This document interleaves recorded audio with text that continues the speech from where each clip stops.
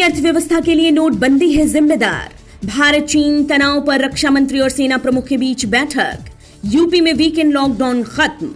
सुशील मोदी ने कहा, बिहार में किसी का भी जीतना मुश्किल।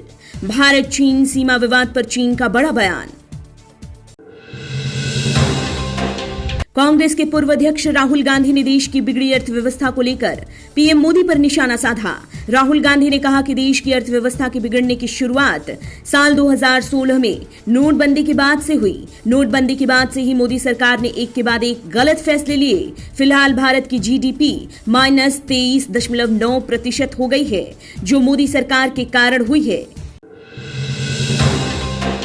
भारत और चीन के बीच पूर्वी लद्दाख में पैंगोंग झील के दक्षिणी किनारे पर दोनों देशों के बीच फिर से टकराव के बाद रक्षा मंत्री राजनाथ सिंह ने उच्च स्तरीय बैठक बुलाई। बैठक में विदेश मंत्री S Jaishankar, NSA Ajit Doval, CDS Bipin Rawat और सेना प्रमुख नरवणे सहित कई वरिष्ठ अधिकारी भी मौजूद रहे। बता दें कि चीनी सेना ने फिर से घुसपैठ करने की कोशिश की थी, लेकिन भारतीय सेना ने उन्हें खदेड़कर बाहर कर दिया था।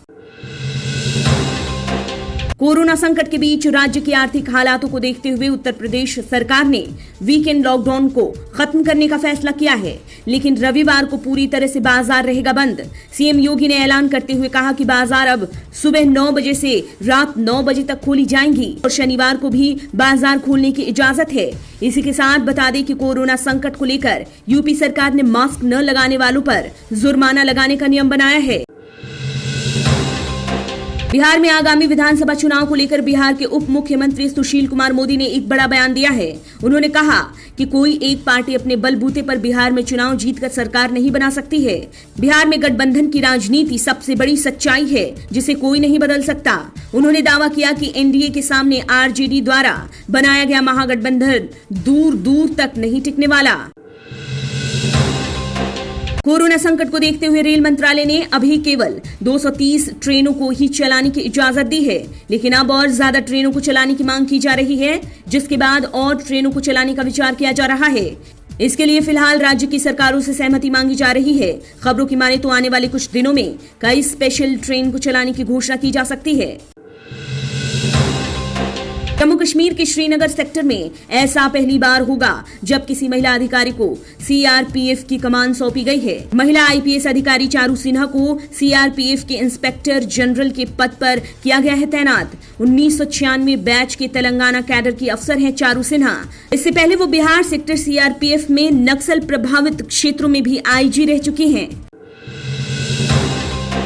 सऊदी अरब में भ्रष्टाचार रोधी जांच के तहत 2 शाही परिवार के लोगों को पद से बर्खास्त कर दिया गया है। खबर मिली थी कि रक्षा मंत्रालय में संदेहास्पद वित्तीय लेन देन का पता चला है, जिसके बाद क्राउन प्रिंस मोहम्मद बिन सलमान ने कार्रवाई के आदेश दिए थे। हालांकि अभी आरोपियों की गिरफ्तारी की कोई खबर नहीं है। भारत और चीन के बीच सीमा पर तनाव को लेकर चीन ने बड़ा बयान दिया है। चीन के विदेश मंत्री वांग यी ने कहा कि भारत और चीन के बीच सीमा निर्धारित नहीं है और इसलिए ये तनाव होता ही रहेगा। दोनों देशों के बीच के संघर्ष को रोकने के लिए दोनों देशों को सहमति से कोई फैसला लेकर उसे लागू करना चाहिए। हम विवाद को शांति से सुलझाना चाहते हैं।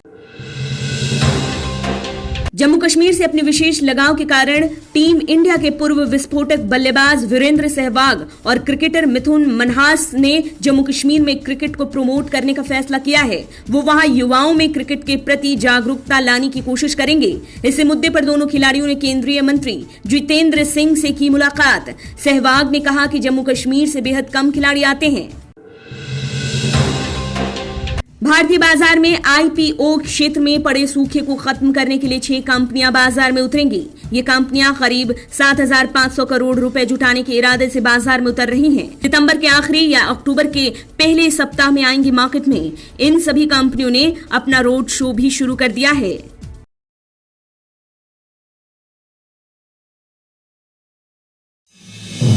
आप देख रहे हैं नेटरिक न्यूज, साहस सच कहने का।